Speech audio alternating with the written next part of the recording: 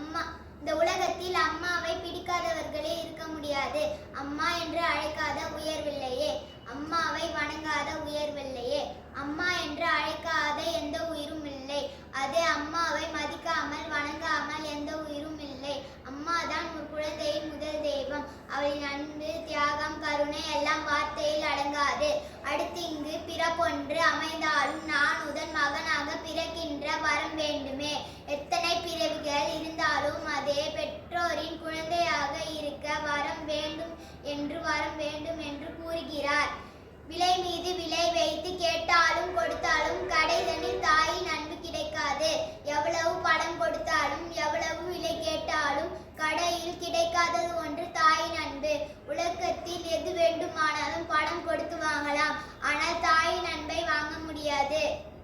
நேரில் நின்று பேசும் தெய்வம், கோவிலில் இருக்கும் தெய்வத்தை